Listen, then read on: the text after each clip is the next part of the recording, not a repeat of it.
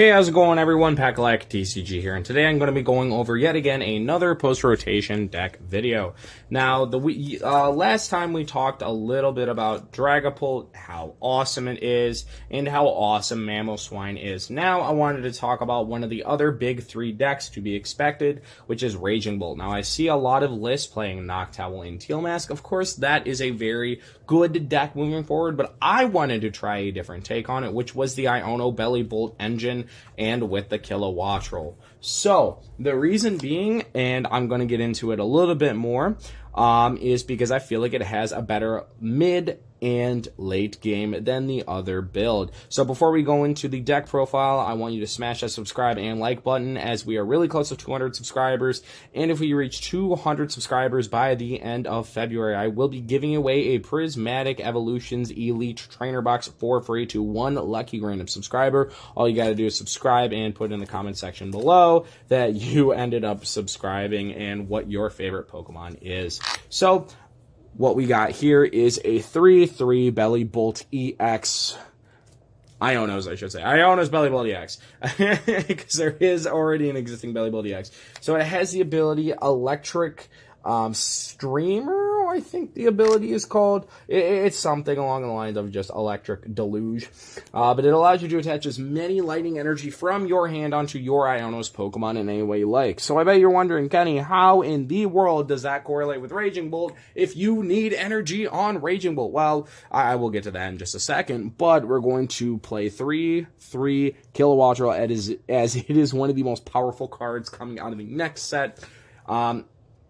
I would say it's it's not better than B-Barrel, but it would be the next B-Barrel in a sense, purely because Iono's Kilowattrel has an ability where when you discard a lightning energy from Kilowattrel, you can draw your hand up to 6 cards. That is exactly why I'm saying this deck has a better mid to late game than the Noctowl build, because once you evolve your Noctowls and they're in play, you are more reliant on your top deck than anything, or having foresight of attempting to play around it. So with this, we do play 3 copies of Raging Bolt. I bounce between 3 and 4. I like 3 just because I play a couple copies of Night Stretcher to get them back.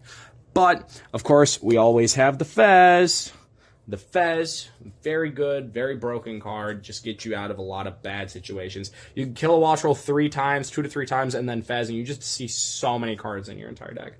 So moving forward, because we do play Kilowattrel and we're less reliant on Sada, we play 4 copies of Iono. Iono is just very good moving forward is what I'm trying to get at. And Kilowattrel drawing you out of it, even when it is your own Iono and during your turn, it is very, very powerful. And I think this is the first time that Raging Bolt has played more than one Iono if you exclude playing Palpad, and I feel like it is one of the best ways to play it, especially because this is an Iono based build. So then we play 2 copies of Boss's Orders just to gust, and then we play 2 copies of Professor Sada. Kenny, wait a minute, I thought you said, yes, I know, congratulations, you got your comment out, but Sada I still feel like is necessary for a couple of reasons. One is Iron Thorns. Iron Thorns is still seeing play in post-rotation in Dragapult and as Quad Thorns itself. You don't want to get completely shut out by not having an accessibility to being able to attach and attack the Raging Bolt. Also against stuff like Dragapult, to where if you have to discard all of your energy in order to one-shot the Dragapult, if they go Badoo, you can't actually use Energy Switch to move on to the Raging Bolt and do it again. Professor Sada just immediately takes 2 energy out of the discard pile and attaches them, and that's not your attachment for turn, which is really, really strong. And if you are an item locked, Sada is a very good way to get 2 energies on the board and further progress drawing, so you could hit your stuff like Superior Energy Retrieval, Night Stretcher, and just in general a very, very strong supporter card to have in this deck. Now, of course, we do have 4 Earthen Vessel, 4 Nest Ball, 4 Ultra Ball, just to find everything in the entire deck. We play 3 copies of Energy Switch. I've almost debated playing a 4th. I think a 4th would fit really, really well in here if you have the space. Maybe even dropping a boss for it. I don't know. I just feel like without Pokemon catchers and only a single copy of Prime Catcher, you want the second availability to boss, especially with drawing through your entire deck as quick as you do. But, so that's really, I don't know, that's kind of where I'm at with it. But the 3 to 4 Energy Switch, just let it be known, it's extremely strong. And the reason why you play it is because you could use Bellibolt, attach it to like a Wattrel itself or Tadbulb, and then Energy Switch immediately and attach for turn. So in turns that you can't use Sada and you want want to use boss, or you want to attack even turn 2. You can even, like, you can attack turn 1 with this deck, of course, by going Sada attach, but more times than none, if a Raging Bolt gets knocked out, you really want to be able to stream them. And if you don't have access to Sada or want to be able to boss or Iono, Energy Switch off of the Iono's Pokemon is extremely strong. So that's why I was also like, well, I could just also play 3 copies because it's not the end of the world, and I play Sada, so, you know. If I didn't play Sada, definitely you would play 4 copies of Energy Switch and the 4th copy of Raging Bolt, but that's really all I got.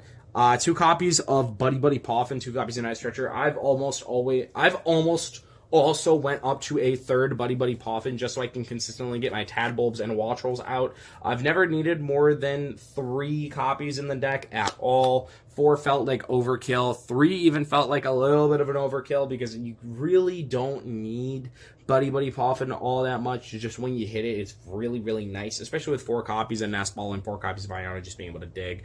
2 Night Stretcher is good, especially paired with 2 Spirit Energy, so you're able to just get your Pokemon. And then, of course, like I mentioned before, we have a copy of Prime Catcher. We're going to play 3 copies of the Busted Stadium card, Levincia, where it just simply says you may grab 2 Lightning Energy out of your discard pile and put them into your hand. This card is so busted that it is even being played in decks that don't have Iono or don't really rely on much setup at all, or do, because Gholdengo is even running this with 3 Battle Energy and 3 Lightning Energy, so you could play around Badoo, which is genius. Everybody thought Gholdengo was dead because of Badoo, but it turns out they just adapt and play multiple copies of Levincia and Lightning Energy, so you can just immediately bounce the 2 energies back into your hand. So with that, we do play 8 copies of Lightning Energy and 3 copies of Fighting Energy. Now, I have debated on going down on the count a little bit of Fighting Energy and going up to 9 Lightning Energy, so doing like 9 and 2, kind of what Regidrago did with the Grass and Fire. But then if you prize 1 fighting, then you're stuck trying to find Night Stretcher Superior or Sada in order to get that 1 back. So now this kind of gives you an accessibility where if you prize 1, it's not the end of the world. But I don't know, maybe it's the wrong play to do that. Maybe it's the right play. It's just more testing would have to be done with this deck. It has been played at our Gauntlet a couple times. It has seen top 4 consistently.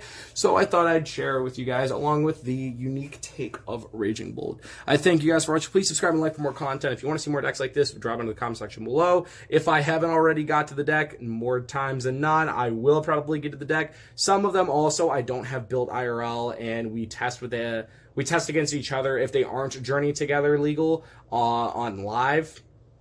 So that's another thing to consider to look forward to, is if I don't have it physically built, they will be built on live, or I can even do one of the videos where I put the image generator on there and just kind of explain it from there, kind of like what I'm doing with the IRL deck profile. So until then, see everyone later.